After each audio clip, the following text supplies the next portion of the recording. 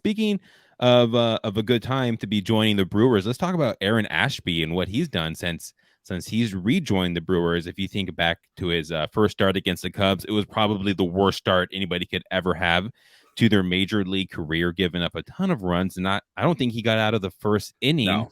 The Brewers ended up winning that game in a crazy, and that kind of sparked their role in the division, because at that time the league was very small. The Cubs were kind of feeling themselves a little bit. But look at what he's doing now in his past 3 games, 2 innings against the Cubs, 0 earned runs, 4 innings against the Pirates, 0 earned runs. And then today against the Nationals, 2 innings, 4 strikeouts, no runs. He had the bases loaded. He was calm. He made the right pitches. He didn't stress out. He didn't let that kind of roll into a big inning where he gives up 4 or 5 runs. And he seemed very poised. And I really think that he has the ability to be a really special weapon for this team heading into the postseason. I could not agree anymore with you. And I pretty much agree on everything with you, except we're not going to talk about the Willie Adames trade. But I agree, man. And here's what I want people to do. And this is, again, it's going to sound homer and bias, and that's okay. Go on YouTube and type in Clayton Kershaw highlights or mechanics or whatever you want to type in. Watch 5 minutes of his, mechanics. And I'm not calling Aaron Ashby Clayton Kershaw, but watch how he is on the mound. Watch the presence in his mound. First off, his size, the type of person, his stature that he is, and then put on Aaron Ashby's highlights. And they're not highlights, Clayton or Aaron Ashby's not in October throwing, complete games or anything, but how they throw the ball is extremely similar. It's very similar. Both lefties, they both have that lean back delivered to the mound or to the plate. It's very, very similar. Now, I'm not saying he's going to be Clayton Kershaw. I'm not even saying he's going to get there or he's even there yet. He could be. He's extremely talented, and he has been for a while. We've known that coming up into the farm system, that this is a guy that's going to be good. We were kind of just waiting for it. Obviously, last year stunted a little bit of the development with COVID-19 and completely shutting down minor league baseball. But you kind of, that game that was such a crazy game, that Cubs game that he appeared in. I was so happy for him to get a start. It was at American Family Field. It was against Chicago Cubs. And then he gives up 7 runs. I think it was like 7 in the first inning. His ERA after he left was 54. That was crazy. And now it's at 4.15. And I think you said it was like his last 4 appearances, no runs. Yes. He only gave up a couple of hits. I mean, it was really good. You saw Juan Soto today. If anybody that's listening to this podcast and they watch the show, he had that 99-mile-an-hour fastball kind of cut last second into home plate, and you kind of saw Juan Soto give him a little bit of a nod, like, oh, okay, that was pretty good. His stuff is there. He throws a really wicked fastball. He has a good changeup. Lorenzo Cain was quoted after the game saying he's the real deal, and if Lorenzo Cain is saying that you're the real deal, I tend to lean with whatever Lorenzo Cain is saying about pitchers. He's been around the game for a long time, so I think he's the real deal. Look, we said this in the green room prior to us going on recording. He has a lot of Corbin Burns 2018 feeling to him. A guy that we know is going to be a starter. He's eventually going to get there, in my opinion, I think at least. He took off the goggles and now he's pitching lights out. So I just blame his first start on the goggles, and now we're good. Didn't he say they got foggy, or he said he said they did get foggy. But maybe that, I don't know, that was a wild game to begin with, but he has a lot of that Corbin Burns feel. If people remember in 2018, we all knew Corbin Burns coming up was A, talented, B, he was eventually going to be a starter, but it wasn't just the right time yet. And that's kind of what we're at with Aaron Ashby, man.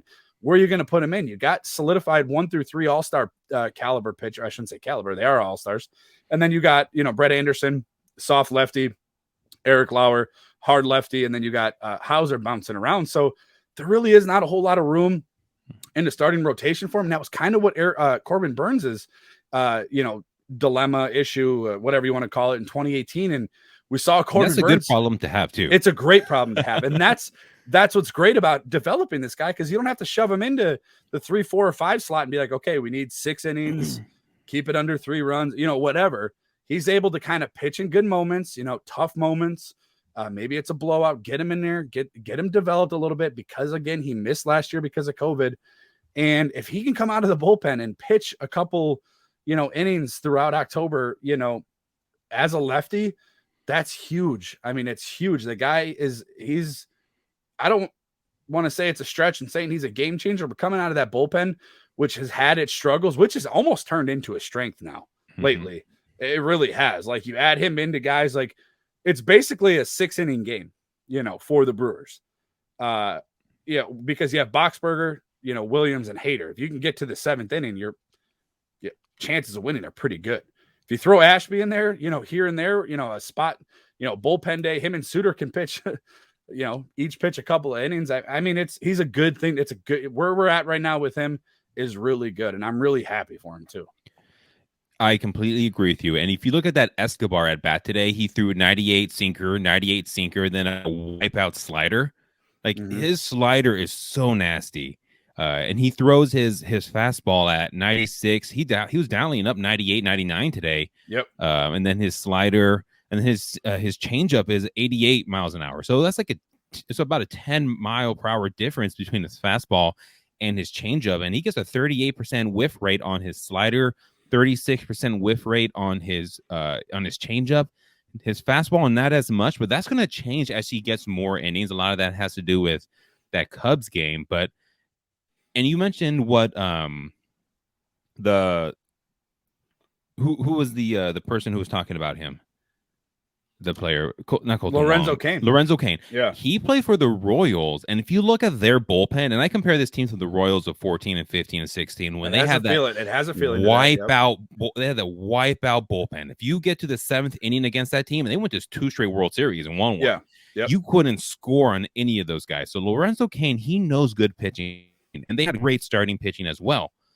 But you look at what he's doing now. So I will say this: I think he can be a complete game changer. And I'll give you a couple rookies who have done really well in the playoffs, kind of thrown in there. You go back to 2013 for the Cardinals, Waka. 2013 as a rookie, started an elimination game in the NLDS against the Pirates and won. Then in the next series, he outdueled Kershaw. And we know Kershaw struggles in the playoffs, but at times he was good, and they had a really good pitchers duel that game. He completely outdueled him and won the MVP for that series, becoming only the 4th rookie to do it. That same year for the Oakland A's, Sonny Gray threw 8 innings as a rookie against the Tigers, and he outdueled Verlander, and I think it was a 1-0 game, and the only one who had a hit who scored that in the 9th inning was a former Brewer, Stephen Vogt. And then Bumgarner, if you look at what he did in the World Series in 2010, 8 shutout innings, he was complete game changer for them. And then you look at what he did over the next couple of years in the World Series for them. Lackey for the Angels in 2002 had 7 shutout innings. But for me, the one, not mechanical wise, nothing, not even the pitching wise, but for me, what I think he can be for this team is what K-Rod was for the Angels in 2002. If you think about what he did, and I know it was so long ago now, the last time the Angels were even in the World Series, which is crazy. Yeah, and I remember that series vividly. I was in the Bay Area and I was rooting against the Giants because I hate the Giants. It's one of the only teams I hate in baseball. Kind of like the Brewers hate the Cubs, like big city. It's sort of similar, although different divisions and all that. I could see but for the Angels, K-Rod, I think he was only called up a couple weeks prior, and he was 20 years old. He got 2 wins in the ALCS. He had 7 Ks in 4 1/3 innings in the ALCS. He had 13 Ks in 8 2/3 innings in the World Series, and he was completely dominant. And a lot of it was because these pitchers hadn't seen him much. And it's similar to what Aaron Ashby, he's going to have an opportunity to face hitters that haven't seen him before, haven't had much film on him. And if he can come in and be that 7th inning guy if they need him to be, or come in and be that 4th, 5th, 6th inning guy if they need him to be, if a starter is struggling, he can have such an impact on this game, on this series, and like in the playoffs. I think he can be a complete game changer, even similar to what David Price did in 2008 for the Rays. He was called up to the majors just like weeks before that. and he got the save in Game 7 to send the Rays to the World Series, and then he was kind of used in that bullpen, and then obviously became a Cy Young caliber starter and won a World Series with the Red Sox and all that. But I think Ashby, he can add his name to that list of impressive rookies who have game-changing stuff, because he has that stuff. He has the slider, he has the heater, he can throw fast, he can throw slow, he has a changeup, and I think it's that the fact that people haven't seen him as much, I think he can have a huge impact. And he might be that missing piece in the bullpen that we were hoping they would trade for at the trade deadline. That's a good point. Yeah. He might be that piece. And maybe that's why they didn't make a trade. Maybe they knew they knew what they had in him. And I think, like I said, I mean, I don't know what's going to happen, but I think he has the ability just to be that guy who can completely change the dynamic of the bullpen. Well, and I agree with you, and I think he's a huge addition to that bullpen. What I also like about him, and I think it kind of goes under the radar, is he's an insurance piece.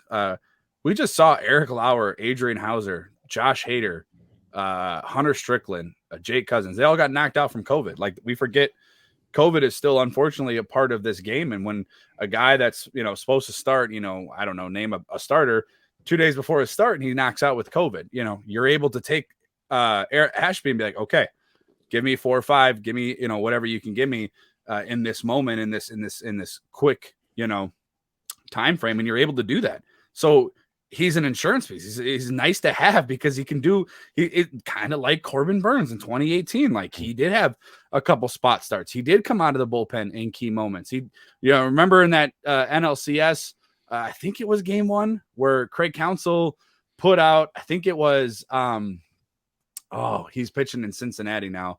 The lefty. I can't remember his name. The no-hitter. Oh, no. No, not the no. Not Wade Miley. Is he? Yeah. No-hitter. No-hitter. Yeah. You remember in the NLCS, I forgot what game it was. He threw one pitch and Craig Counsell pulled him out. Yeah. You remember that? Yeah. So they had a bullpen game in the playoffs. And that's the kind of guy, like, he's kind of like a Suter. Like, and yeah, I think he's no. I think he's better than Suter. Okay. But Suter can start a game, right? Yeah, He can start a game. He's way better than Suter. Don't even get me started. Like, he could start a game.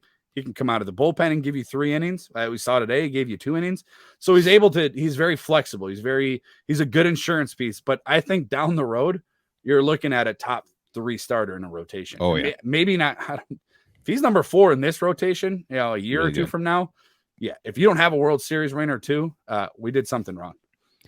I can see him getting a start in the playoffs if they need to. And if you can imagine Woodruff, Burns, Peralta, Aaron Ashby, and even if they piggyback him with Lauer or Hauser, any one of those two, or even Anderson, although I don't think Anderson would be good as a piggyback kind of piece. That's a 1, 2, 3, 4 that can match up with any team and probably have the potential to be the best 1, 2, 3, 4 in baseball right now. And here's what people are forgetting too, Francisco, myself too. Ethan Small is coming. Yep, he's coming. He's coming. If it's not, it probably won't be this year. I don't think it would be this year. No, next year it'll happen. Call-ups too. They won't even. No, I don't think they will either. Next year it's going to happen. And that's another one. That's another, like, again, David Stearns does not. Matt Arnold, Craig Counsell, Mark Ananasio, they just do not get enough credit for what they are able to do in such a media market driven league. The Dodgers are at $297 million, and they're fighting for a playoff spot with their division. The Padres are right there too. I mean, it's just remarkable. And now you're getting guys like Eduardo Escobar. I don't know if you can probably re-sign him. More than likely not. He's probably a rental. But it doesn't matter. Your farm system is now in the top 15 in Major League Baseball. They're doing really good. I mean, that team, they're all locked up. They're all controlled. Everybody is under control. Yeah, Willie Adames is under control still. That trade wasn't a rental. The only rental that I can think off the top of my head right now is Eduardo Escobar, and I could be there could be a few others. And he could sign. I mean, who wouldn't want to sign with a team with the pitching that they have, the talent that they have? Because he knows he can go for money and get a big contract and play for a team like the Pirates or the Tigers or whoever, but he could stick around, take not necessarily a team friendly deal, but a deal that's worthy of his talent. I could see him doing what Grandal and Moustakas did, 1 year deal, because what he does, he's a switch hitter, obviously.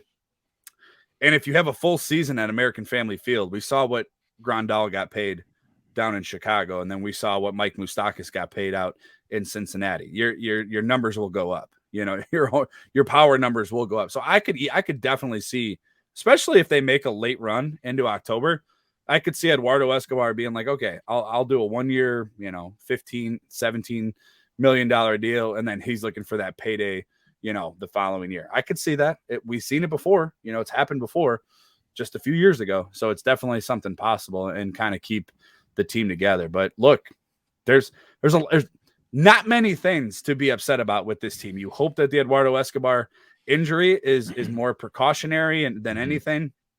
The MRI was conducted tonight, so I'm sure we'll find out probably in the morning.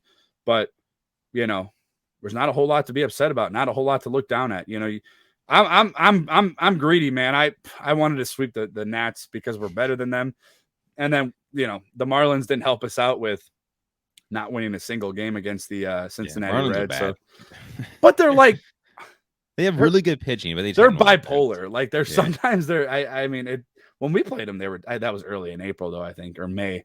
They were tough, but they were a different team obviously than they are now. But yeah, I mean, it's a good time to be a Milwaukee fan. Our superstar owns part of our favorite baseball team, and not many fan bases can say that. That's for sure. Well, hey, quickly before we jump off here, let us know where we can find you, your podcast. You do great coverage of the Brewers, the Bucks. You also have a Packers podcast. You can go ahead and give that a shout out. Most of the listeners here are probably going to be Packers fans, so they would benefit from listening to what you got. Number one, as always, it is a pleasure to be on this podcast. I absolutely love coming on this podcast. I actually shouted out Walking Off podcast on my own podcast one day. Nice. So love what you guys got going on. I'd never turn you down to come on your show. As soon as you tell me or you message me, I'm all on board. But yeah, if you're looking for some more Brewers talk, I do a little bit of Bucks and Brewers. It's always a jam-packed episode when you're covering two different teams and within like an hour, 45-minute time frame. So if you're interested in that, you can follow that podcast at Brew City Pod on Facebook, on Twitter, on YouTube, on Instagram. You can follow me on Twitter as well at Wisco_Brandon. And then I also do a Packers podcast once a week. As we all know, as football fans, football is right around the corner. It's getting darker outside now. So that's how I know fall is coming really, really fast. So you can follow that podcast at Titletown Lounge. And we do shows. We do live shows every week, every Monday. When the season starts, we'll be every Monday. Right now, we're on Sundays. Obviously, when the season starts, we'll transition to Mondays. Awesome. Well, Brandon, thanks for coming on, and we'll talk to you another time for sure. Appreciate you, man. Go Brewers. Always go Brewers.